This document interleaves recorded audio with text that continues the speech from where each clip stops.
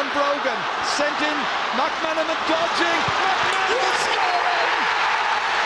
Yes, what's going on everyone? Welcome back to GA Fan TV.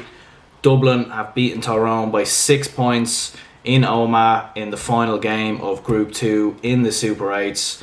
Very much a dead rubber game. Obviously, both of these two teams had guaranteed an All-Ireland semi-final place already following winning their opening 2 matches. Therefore, both sides completely changed their team. Tyrone made 15 changes.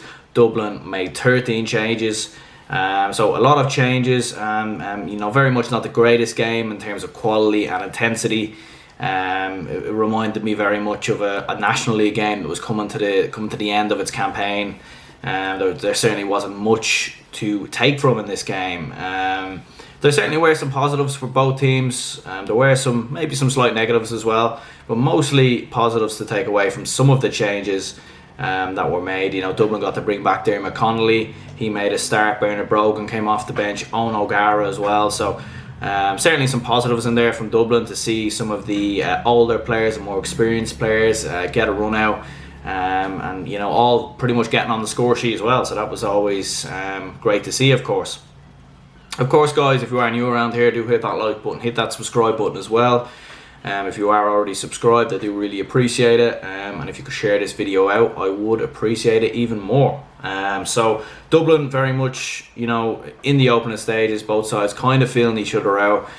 One thing Tyrone did very well when these two met each other in the National League earlier in the year was that Tyrone exploited the space in behind Dublin's fullback line.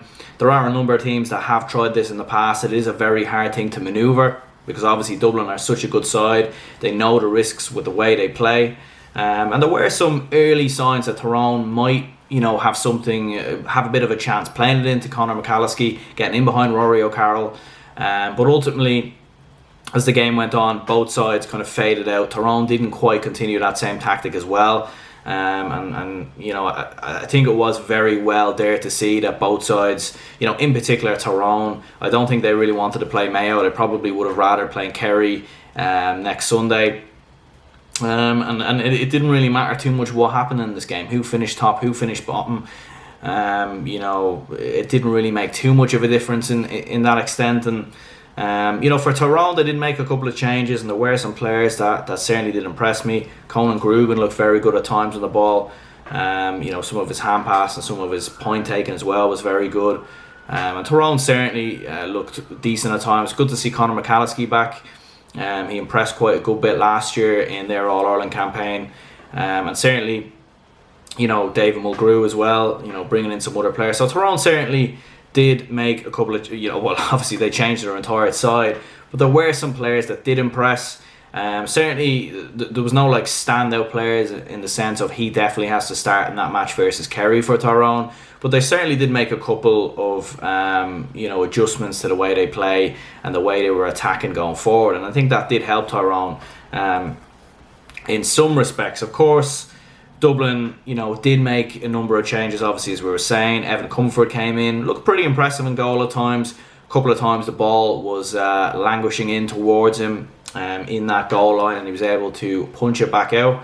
Dermot Connolly looked very rusty at times on the ball. It was great to obviously see him back. He definitely grew into the game a lot more in the closing stages. Got himself that point as well, which was very nice. And of course got himself a black card. I feel like that was the most Dermot Connolly thing to do. Maybe he was just trying to beat the traffic on the way home. I really don't know. Maybe he was. But certainly Bernard Brogan as well looked very good. It was great to see when he got the ball. No, fisting the ball over the bar, just going straight for the goal. It ended up going over the bar anyway. But it was great to see him. And he looked very good as well. Looked very sharp. And Dublin have so much forwards that if this was any other county, Bernard Brogan would be, you'd be getting him back into the team as much as possible. You'd be really trying to get Dermot Connolly back in the side. You'd be waiting on Owen O'Gara's fitness.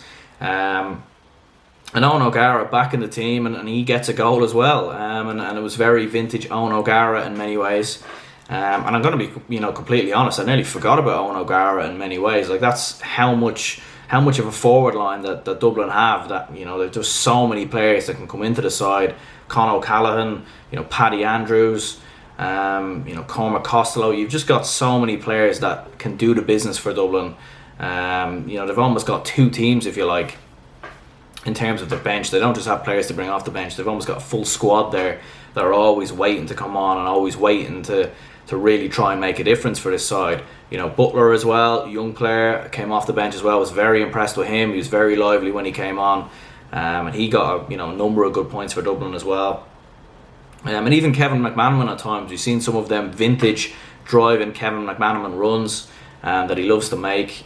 So it was great to see him, kick a point as well. Although I think he was very much trying to run through and get the goal. But in that aspect, good performance, in some ways from Dublin to get over the line, to get the victory. Of course, though, we do know this was a dead rubber game, and they were giving out about it, and at times in RTE. It's weird because I don't think you can, say the Super 8 is working and it's going great, and then all of a sudden there's a dead rubber game and people start to criticise it and go mad about it. I'm still very much behind it in my aspect. This is just the way sport goes at times. You've got two sides that are better than the other two teams, and the way the fixture list goes, they just happen to play each other on the final day. As Oisin McConville very well stated before the game kicked off, both sides have earned the right to change the side. They've earned the right to change the team. And maybe if they weren't playing a week later, they would have gone full strength. Maybe they would have done something a little bit differently here. So, it is what it is in many aspects. The Super 8s for me has still shown a lot of positives. You look at sides like Cork, Roscommon, and even Mayo to a certain aspect. Being able to get more games under their belt, bring more players into the side, it definitely does help counties a lot more than it harms them, in my opinion. Even if there is a dead rubber game and it's not great to watch on TV and the atmosphere is not great. Look, listen, that's how it works sometimes. And I don't think Joe Brolly likes to give out about everything, so it doesn't really surprise me, to be honest. But good result in the end for Dublin, and that sets up a huge All-Ireland semi-final against Mayo next weekend.